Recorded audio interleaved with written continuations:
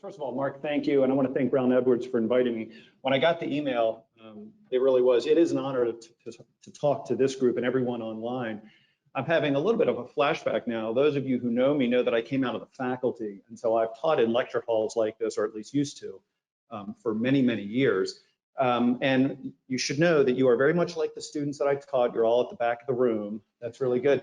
I don't see anyone with a baseball cap on. I did teach some students who would wear a ball cap to class, and it took me a very long time to figure out that they were actually using that to sleep during my lectures. I had one young man who could pull that cap down, hold a pen in his hand on a pad of paper, and sleep. He was fantastic at it. If you need to put your head down for anything, if it's bored in any way, please feel free to do it. I was laughing when Mark said we like to have a college president. He wants this to be beneficial to the clients, the presentations for your continuing education. And then there's also the president's talk. And so I don't know if this will be entertainment or informative, what it will be. I would like this to be a conversation. And as we move through this, if you have questions, and Alexa, I'm assuming people online can also ask questions, I'd very much welcome that. So I'm not using a PowerPoint today. I did come up with some questions that I'm actually interested in from you. I'm interested in your feedback on those. Not so much to drive what I'm going to say, but to hear how others are thinking about these areas. One other caveat for my remarks today, and we have different kinds of clients in the room and online, I know that I can only speak from my own perspective. Small private college, a traditional residential-based institution. Bridgewater is about 1,500 students, 1,200 residential students, another 300 or so commuters. We are not by any means a wealthy institution. We are about 30% first gen, 30% Pell. So it's a very typical kind of institution for many of Brown Edwards' higher ed clients in this area. But I will tell you now that what I say may apply with less force and effect to your particular institution. So your mileage may vary.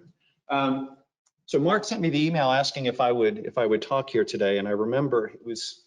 Any of you have ever spoken with Mark, certainly he's collegial, and the email was very thoughtfully written. And he asked me this: could you say a few words on the state of higher education and where it may be going? Well, how long do you got, right? And if I knew where it was going, I probably would, Mark and I would take this on the road, and we wouldn't necessarily just be doing it in Roanoke. But I want to just talk out loud a little bit, because we have all experienced, certainly the last 2 years, been a very different kind of experience, I think, for all of our institutions. It's been said in many different venues that the pandemic has certainly impacted all of us, both personally and professionally. It's impacted different businesses in different ways. But that the pandemic introduced very few new challenges.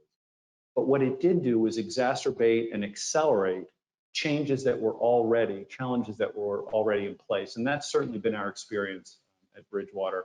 And from conversations with other college presidents, I think that's true at all institutions. So I want to talk a little bit about that. And I'll also start by saying this: I am an optimist.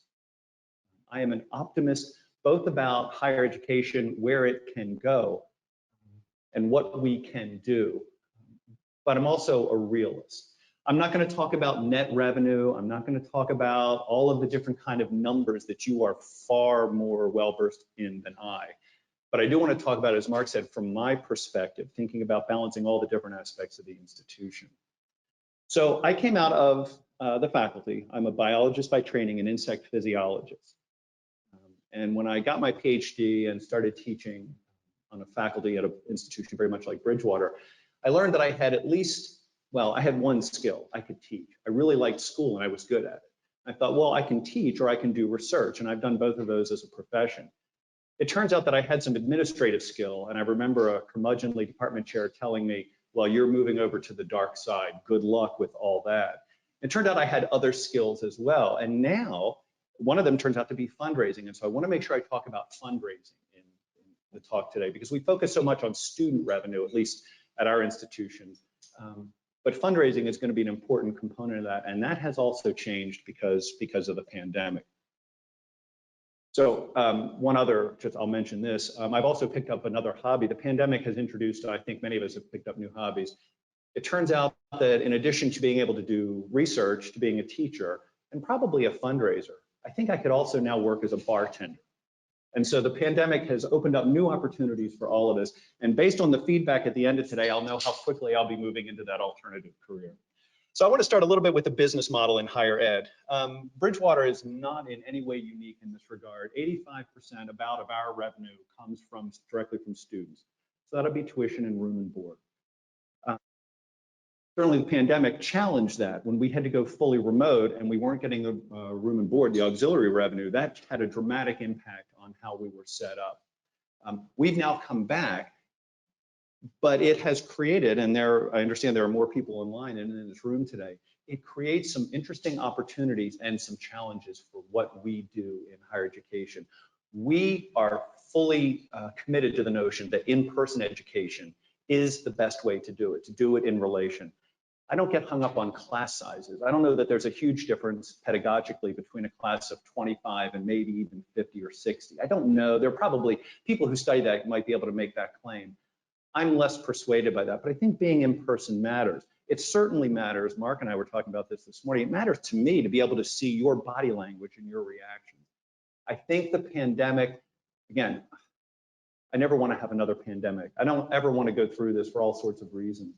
I think it has created challenges, but we've also developed new capacities. The ability to deliver this program today or to deliver instruction remotely is a real opportunity for higher education. It lets us do some things that we couldn't do before. But I want to hold that off a little bit, because we were responding to a pandemic, and it occurred to me that that's a really good model in a lot of ways for how higher ed has been operating over the last decade. We are responding to changing demands from students. In a lot of ways, we are chasing demand. And I understand why we're doing that. I mean, we have to either grow our net revenue per student or we have to grow enrollment in order to pay the bills. But sometimes I wonder, are we simply chasing that revenue? And at some point, does that run out of steam? Now, very few institutions can put a flag in the ground and say, this is what we are going to do, and we're not going to do anything else. When I started teaching in 1991, my institution had no master's, no graduate programs, and I was a very loud voice, Steve. I was a very loud voice opposing the introduction of master's programs at that small residential liberal arts college where I taught. What business do we have doing that? If you want graduate degrees, you go to a large institution, you go to a state school. We can't compete on that. At the time, schools were doing it because they had no choice. They needed the revenue. They were chasing revenue. And it was a mission stretch. There's no doubt about it, for me anyway, back in the mid-90s. It's interesting that move, institutions that did that, were pre-adapted for what actually an important change in higher education. And we should have seen it coming. I can't believe that we didn't. That the specialized knowledge, that specialization was going to be an important part of education, that it wouldn't be the baccalaureate degree anymore that got you the job. It would be the baccalaureate and then a particular master's or certificate on top of it. So what turned out to be essentially a ploy, an attempt to generate new revenue, to diversify revenue streams back in the 90s for a lot of institutions that were struggling, pre-adapted them to be well situated to do good things in the early 2000s and 2010 on.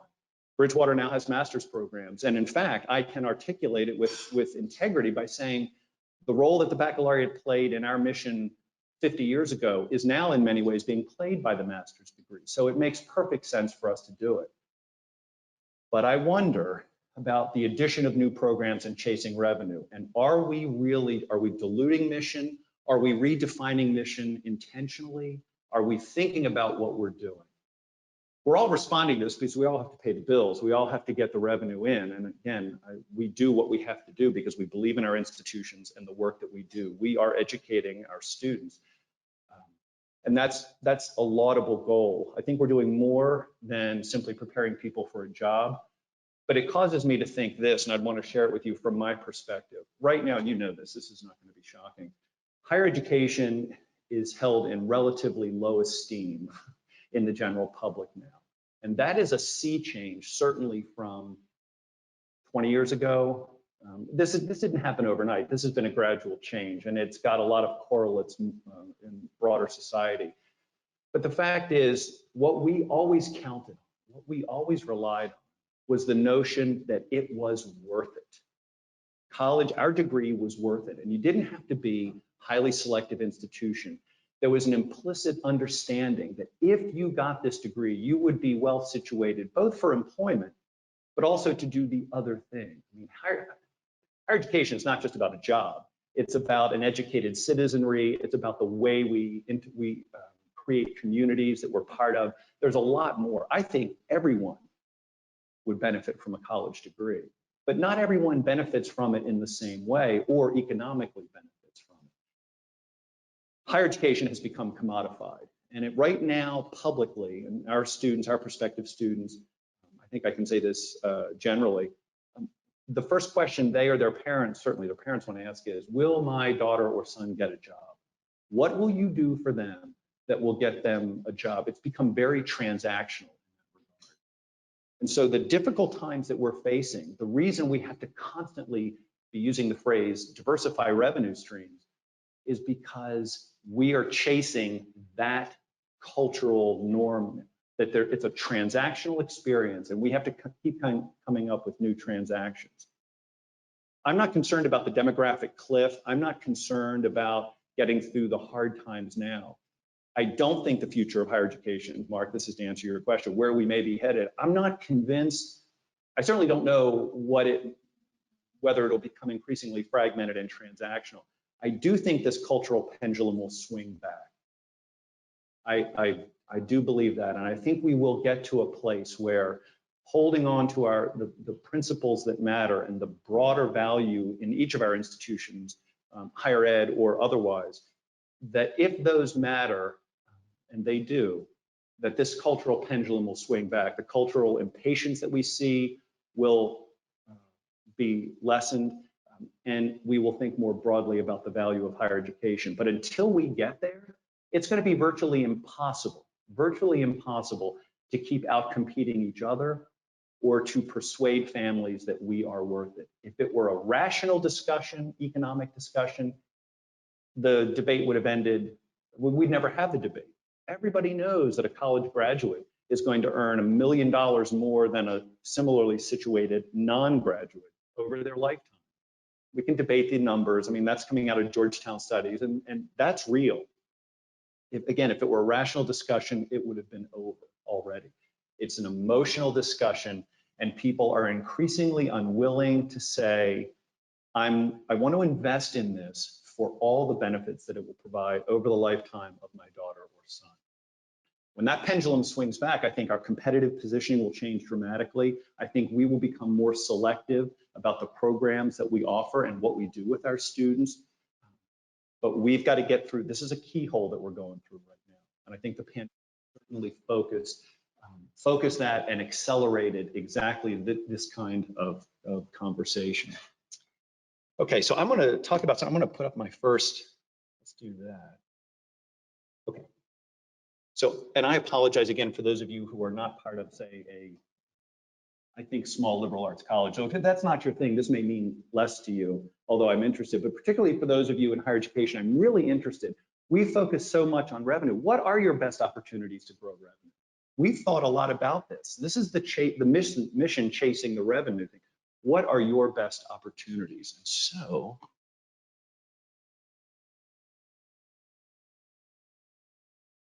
I think those will come up. So I'm gonna before I even see these coming up, I'm not even gonna turn around. Obviously, new programs matters, and institutions have done different things. Some of them have gotten into summer programming, conferences. There are all sorts of things. Those, frankly, are all on the fringe, at least for Bridgewater. Those are not going to drive our institution in a strong direction. We've got to focus on growing revenue from our bread and butter, those traditional undergraduates, whether they're residential or commuter is actually less important, but it's those programs, even graduate programs. I think we've got some really good ones. They're niche programs. They're very well received. They fill a role, and they're generating momentum. We're relatively new in this field. That's where the revenue has to come from. It's really hard to come up with different kinds of revenue streams. Oh, I'm sorry. I was waiting for them to come up. There we go. Oh my God. This is my favorite answer right here. I don't know if that's somebody in the room or somebody online, but thank you for that one, because I'm not sure either. I think we've got to generate, the best opportunity we have is to persuade more prospective students, our core mission, persuade more prospective students and families that we're worth it. So you know, particularly if you're at an institution like Bridgewater, there are two variables that our families that determine whether our families, how much they're willing to pay, how much they'll pay, and will they matriculate. It's certainly their ability to pay. And accessibility, particularly for Pell, and we've got a large number of Pell students, that matters. We have to be attentive to that. We're attentive in other ways. It's not just the aid we give, it's making sure we are efficient and we're good stewards of resources. I'll come back to that one. It's ability to pay, but the other one is willingness to pay. And right now, that's a hard one for lots of people, but we are going to have to come up with persuading more families that they are willing, it's worth more to them, so that we can enhance the opportunities available to them. Graduate programs, excellent. Oh, that's another good one. Since we're a foundation by giving. So let me talk a little bit about fundraising right now. We're in the very early stages of a very focused campaign. Many of us have been involved in what I would call kitchen sink campaigns, where you measure the significance of it by the goal. How big is it? How much money? And I understand, I'm not critiquing that, but that's not a good fit for Bridgewater at this moment. We're in a very focused campaign. It's not for a single project. It covers operational giving, capital, and endowment. So it is truly a comprehensive campaign. But when we were planning this just before the pandemic hit, we had just developed a new strategic plan. I'm so proud of that strategic plan because it has gotten us through a pandemic, and I'll talk a little bit about the tragedy we had on our campus earlier this year. Our sense of community, our sense of self and where we're going is as focused as it can be. And it occurred to us that we ought to fund that strategic plan by an equally focused, comprehensive campaign. And so it's really simple, and it's got some rhetorical value, because when I am with donors, and I have been traveling again for about a year and really busy travel season now, I can look them in the eye and say that every single one of those priorities is in fact our top priority. There are lots of other things we would like to raise money to do and raise money for, but right now, for the next 10 years, these are the priorities. This is what we have to do. It's got a very large current scholarship component. So we have a healthy endowment. It's well managed, and we have a fair bit of endowed scholarship. We want to balance that with some current scholarship funds as well. And there was some concern that that would not resonate with the donor population. It has turned out to be wildly popular. That people they understand that that it's expensive, that it's hard for students, particularly with the Great Recession now, 10 years in the rear view, more than 10 years, and the COVID recession, economic dislocation. This current scholarship fund is significant. The endowment component is all around academic programs. We're naming our schools, we're endowing faculty development, student opportunities, and then really two key capital projects. Three, but two that are traditional bricks and mortar in a building sense, a classroom building and a brand new career center. It turns out that if you want to raise money by giving, if you want to strengthen your revenue through that avenue, you have to, I believe this to be true, it has to be so intimately connected to your mission. And so donors now want to see an immediate return on that. They want to know what their dollar is going to do. And so the days of the simple unrestricted, it's not that they don't trust us, but they want to feel like they're making a difference. So we're having actually really good success quickly in this campaign because it is so focused, and it ties directly to a plan that they've seen and everything. It's so easy to articulate the direct benefit to students in that campaign. Okay. Any questions about? I'm going to talk a little bit about business model. There's another question I've got up here. I'm going to do the next one. Let's see. Of course, for those of us, auxiliary revenue, enrollment, new programs, all of those require demand. Students have to think it's worth it to do it. And again, that's not as easy necessarily as it used to be. Okay. This will make more sense to some people than others. We'd be cutting, I'm assuming we're all cutting expenses or will be. If we haven't, we will. Of course we will. Right? That's not, of course we will be. Is it tactical or strategic? And probably the right answer is both. Oh, oops, I didn't need, there we go.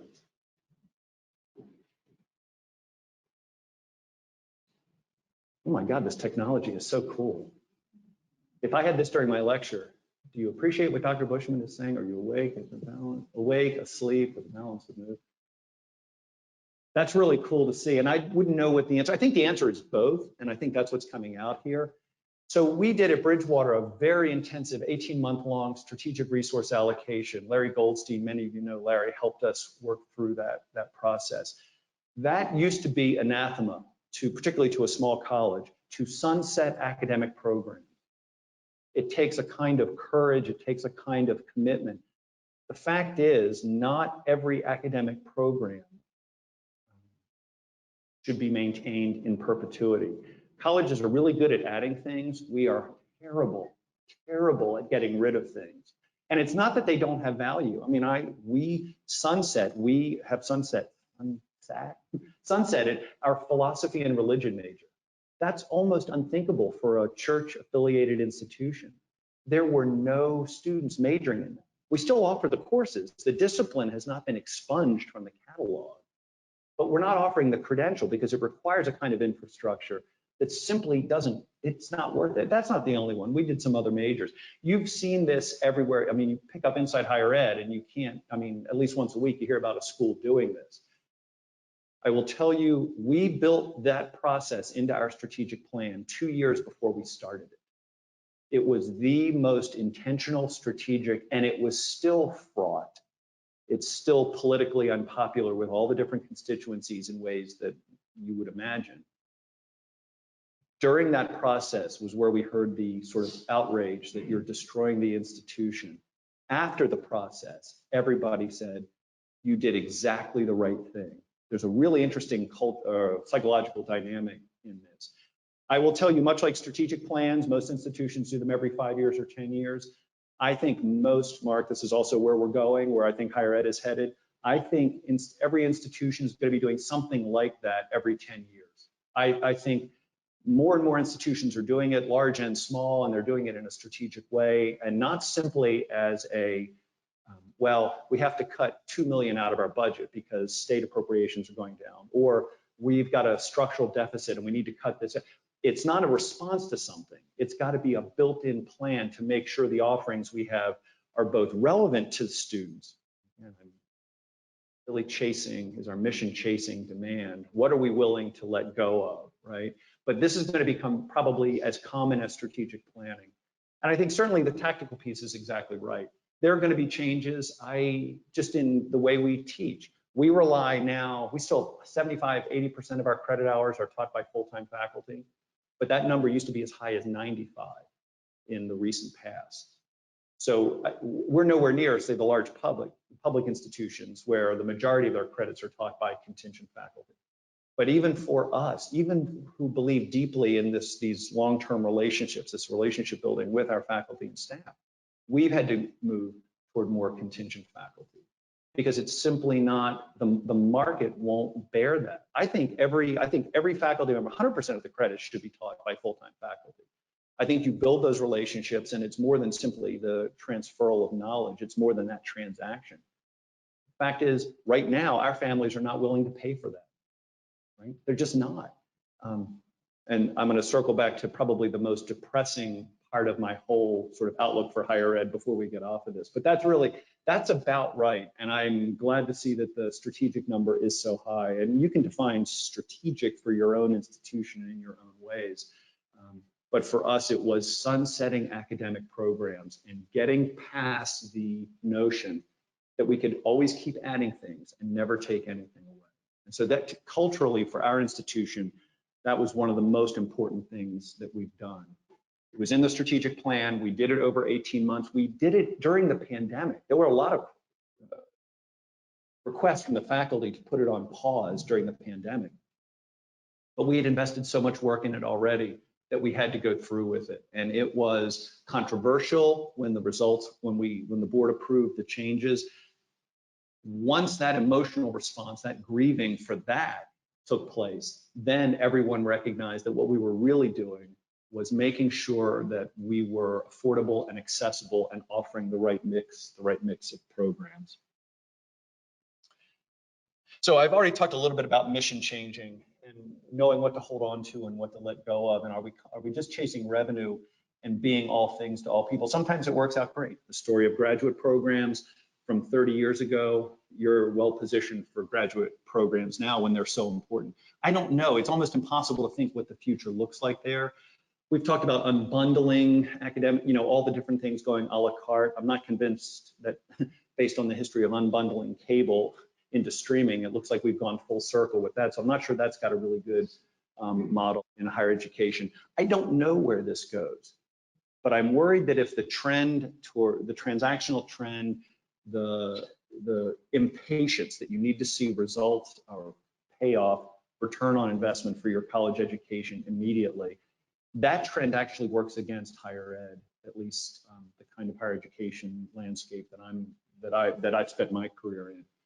And weathering that, again, hoping that that pendulum swings back, I think is an important getting through that, and I do think it will. I want to just give a quick talk. I want to be mindful of time. I want to talk a little bit about mergers and acquisitions. So I've talked with colleagues. I mean, I have a little bit of experience around this area. It's a really interesting, topic because the doom and gloom, the prognosticators who are pitching the doom and gloom scenario are saying that half the colleges that are out there today will be gone in 10 years. I find that hard to believe because I don't think, even though it's becoming more transactional, I don't think the need for higher education is going to go away. It's more competitive, but even with the demographic cliff, we're not going to have 50% fewer students wanting to get a degree. Now, what that degree looks like could be different. And as much as I'm thrilled that we have people, 75, 100 people online today, I'm worried that if that becomes the norm in higher education, this could be, the MOOCs never happened 10, 15 years ago. But now that we've learned that we can do this because of the pandemic, are people willing to sacrifice the value of in-person just to get the credential and do it online? That would be disruptive in some ways that I think would be hard to come back from. Mergers and acquisitions. In Virginia, we have CICB, Council of Independent Colleges in Virginia, has established some really nice consortial arrangements around healthcare and around our benefits, healthcare benefits, and also retirement benefits. It's extraordinary. We're doing things that we could never do alone, and it's been a real advantage. The biggest challenge around mergers, you would all know this, is that it requires both parties, or at least one party, to sacrifice autonomy. And until we get past that, or until that becomes a necessity, I actually don't see it. I think many boards would rather have their institution closed than merge and lose their, because to many boards, those would be the same thing. Well, if I merge and become part of this and we lose governance authority and it's no longer us, well, how is that any different than it just closing? And so I think one of the reasons you see institutions, mergers are hard to effect for lots of reasons. I think about HP and Compaq. I mean, that was two weak companies merging to become a bigger, weaker company.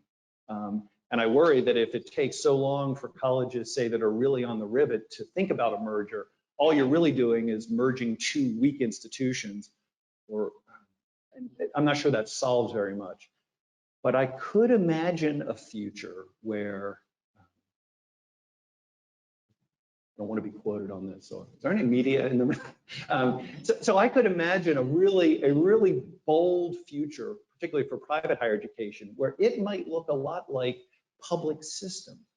There are 32, I think, private colleges in Virginia. What if all 32 of those actually became essentially branch campuses of one private university? What would that look like? Suddenly, you could do some things that really do affect the business model in an interesting way, in a different way. Now, there is no way in the world at least in my lifetime. There's no way in my world that that's ever going to happen, because it would require institutions to sacrifice that autonomy. You wouldn't have to sacrifice identity. I think Hampton-Sydney has a unique identity, certainly has a unique identity. Sweetbriar, Bridgewater, Randolph-Macon, Roanoke, Shenandoah, we would all be serving, and we do it already. It's just that we're all doing so many of the same things. But that's an inevitable destination. If you take the consortial thought where you share services, where you share this, you get the power of that. The inevitable endpoint is that you become a private system. Again, it would take some bold leadership. I'm not convinced the pressures will be there, because there are stronger and weaker players in that. But that would be a really interesting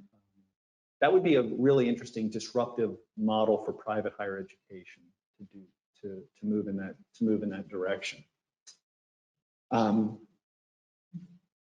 So we've talked about chasing and is our mission changing. It does beg this question: how responsive should we be to student demand? I suppose if you want the student revenue, you have to be really responsive. It doesn't do any good to offer a philosophy and religion major if no one's taking it.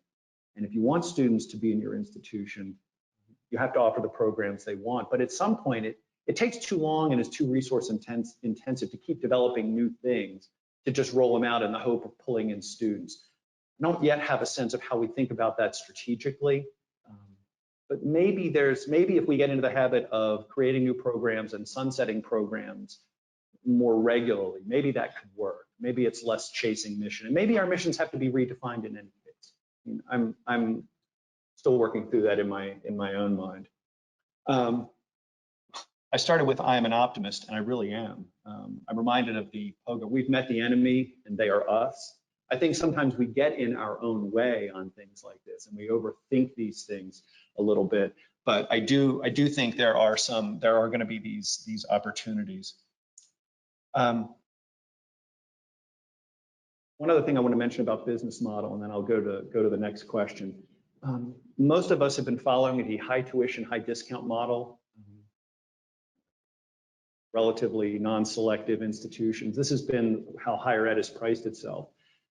And so I'm sympathetic to the public, the high school prospective families everywhere. I mean, the public at large saying higher education is too expensive.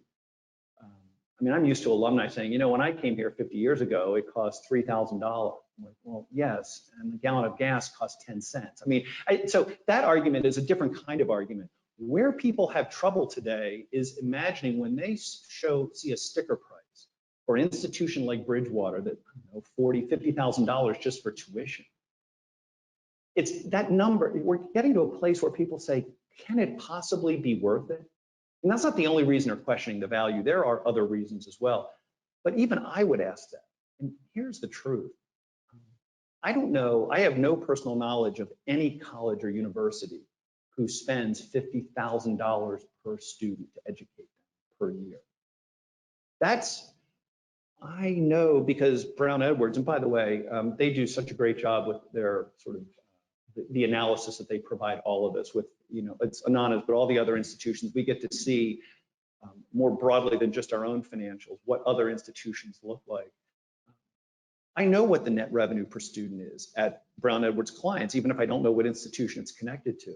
And nobody's getting $50,000 per student net revenue and we're all not-for-profits, that they're putting back into that education. I don't know, Harvard maybe, Yale, I don't know, the really wealthy institutions. But when somebody says, I'll pick on somebody else, I'll pick on Bridgewater. When somebody says a Bridgewater education is not worth $50,000 a year, I'd probably agree with them. But that's not what it costs to educate a student. It costs the same to educate a student at Radford or JMU or anywhere else that it does to educate that student at Bridgewater or Sydney or Macon. I mean, any of those places. Because we're all very similar in what we do. We have faculty, we have support staff, we do a lot of the same things. And so, yeah, it will vary. But the fact is, aside from state support, which is really valuable, it doesn't cost $50,000. And so I think as long as we play this game, or we're saying it costs this much, we are begging to have people go, no, it's not. How can you say that? And what's worse, I'll tell you this, so I don't know that there are any other college presidents in the audience, but at a small institution, people feel, and we encourage this, people feel empowered to reach out directly to the president when the food, something's wrong with the food in the dining hall. Now, there are some other steps in the food chain, and we make sure they understand that. But the fact is, here's what those concerns, when they come from a parent, this is what they start with when I get the email or the phone call. I pay $50,000 and I deserve better than that. So I think we're turning away a lot of people who could really benefit from our institution when they think it costs $50,000. I think we create a questionable value proposition. Can it be worth it? And then when they show up, whenever we've created the expectation, this should be worth $50,000. And the dining hall had, I don't know, cold something instead of warm something. Where is higher education going? This business model, the high tuition, high discount, we're all on that treadmill. It is going to end. It will end at different times for different institutions. That will not be the case in 10 years. 100% guaranteed. I don't know what it's going to look like, but that won't be it. And until we get that figured out, I think answering this value proposition piece is going to be increasingly difficult. So let me. Okay. What is the biggest threat to your institution's vitality? Do I need to go to another one? This is the one, okay. So this is a really interesting question. I am an optimist. This is not a pessimistic question, right? I mean, this is to me, this is actually an optimistic spin on the challenges that we're facing. And there are tactical challenges and there are strategic challenges, and some we can control and some we can't. A meteor strike, yeah. Seriously, I mean, a meteor strike is like somebody putting up, if we had done this 2 years ago and somebody said a global pandemic, right? I mean, that's exactly what that is. And so I don't disagree with, oh my God, this is fantastic. I actually was asking these questions, not really I really wanted to see what these words are. Any way to, do we capture these, Alexa? We do. Lack of change, financial sustainment. Inability to distinguish from other options. Wow, that's cool. Oh my God. Yeah, by the way, we've not been immune, and I'm sure none of you have been immune from the supply chain, the logistics, the employment challenges that the pandemic have created everywhere. It's not just in real estate, construction, retail. We've all got the same thing. And that's also, I think we will come out of that. I think that will change. Talk next year and see how quickly we're emerging from that. So the biggest, this was why I gave the Pogo quote earlier.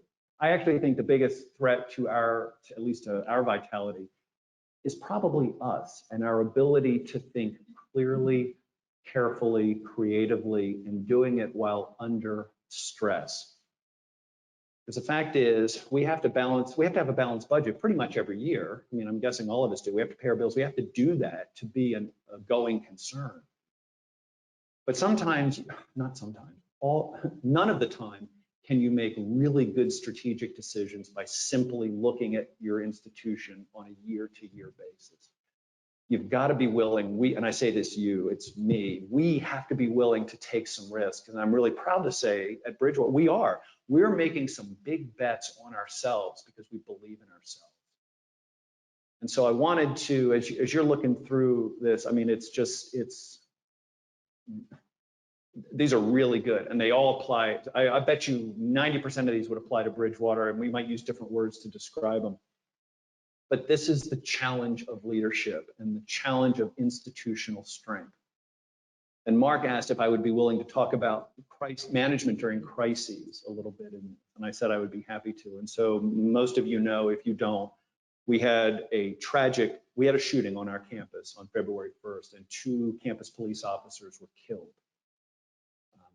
Thankfully, no one else was injured. It could have been far worse. And so I know our colleagues at Virginia Tech and other institutions, and even recently K-12, it's a very different scenario. So this was a very specific one. But Bridgewater, Virginia has been cited as the safest town in Virginia, and our college has been recognized as the safest campus. We had that sense of self. This is a town, and it's been the safest town for decades, where people, they don't lock their doors at night still. I mean, it's not Mayberry, right? It's not like that. I mean, it's a town. Harrisonburg is 7 miles away.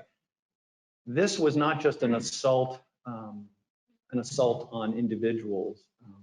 This was an assault on our sense of self and sense of security.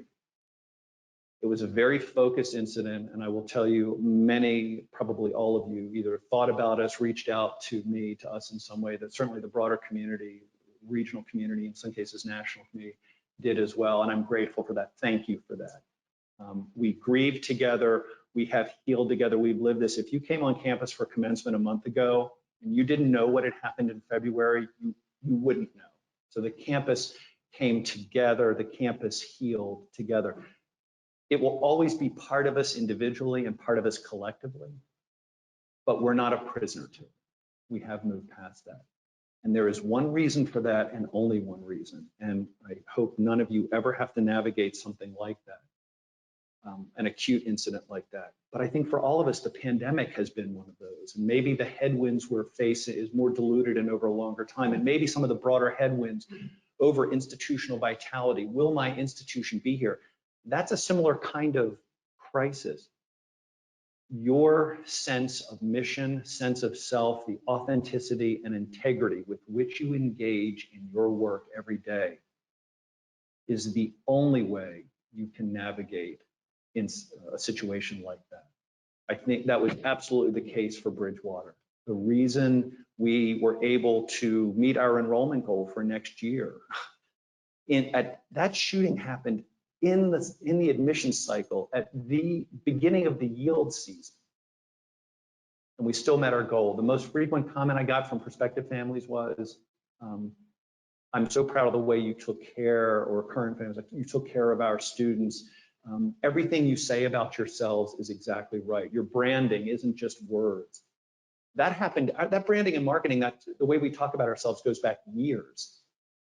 But it's authentic and it's real, and it played out under the most extreme circumstances. So I don't know how to define crisis for you and your institution. It will be different for all of us. I think on its own, the pandemic was a crisis, and we responded to that in our own ways.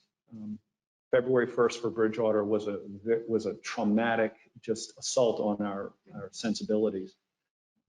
We've navigated the pandemic, and we navigated February 1st because we care about our mission, we care about our students, and we care about each other.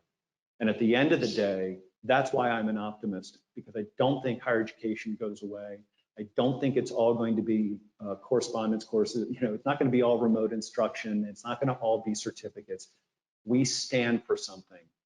That's how you weather a crisis. I have a great leadership team. I mean, there are lots of pieces in that I'd be happy at some point. You'll start to, we're thinking about how we share this more broadly in other circles, because there are a lot of pieces that go into that. But it's about your mission and it's about the people. And so I'll leave you with that. I think we've got a little bit of time for questions, maybe, about anything.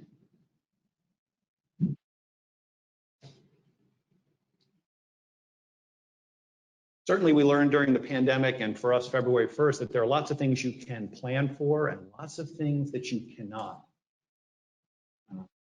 And we've learned that lesson in the extreme. Anything at all? Yes. What fields that you see students going into these days? You had mentioned rolling out certain departments. What are some of the more popular areas? Yeah, so digital media is one. I mean, we've always had good writing, professional writing program, and it's sort of bringing that into like the digital media realm. Data analytics, those areas. Health professions are always going to be, I think, popular, but they're hard to deploy. They have a huge startup cost, and they're not easily scalable. So they're certainly revenue. They could be lucrative programs, but it's a much longer time horizon for those, principally because of the clinical requirements. So scalability is hard for those. But I think what we're thinking about, and this is where how we communicate value. Careers today are so increasingly specialized, right, that I think to try to anticipate that at the undergraduate level is almost impossible. And so I see us at the undergraduate level really focusing in a very almost old school model, sort of the traditional integrated disciplines, biology, chemistry, psychology, sociology. The faculty are very creative, and it's important. We've got a really good internship program and an ability for students to do undergraduate research. So they get a lot of specialization. But the argument, and this is what we have to win, we have to be rhetorically persuasive. You do this, then you specialize, as you've got a foundation to specialize. Now, the master's programs are where we start offering specialization. So athletic training is one of ours, digital media is one. We've got a master's in psychology that's geared toward mental health professions. So these are really niche programs. I mean, I don't think we're ever going to have hundreds of students necessarily in any of them, but we don't need to, right? And so I think our master's programs for us are as much about offering these particular opportunities where we can be competitive. They're also a way of explaining and persuading, changing the value proposition for high school prospective students at the undergraduate level, because we constructed them all to be completed in 5 years. So either a 3+2 or a 4+1. And so what we're really trying to do with them is as much attract people into those master's programs by themselves to drive undergraduate enrollment, to say, I want to do this in 5 years.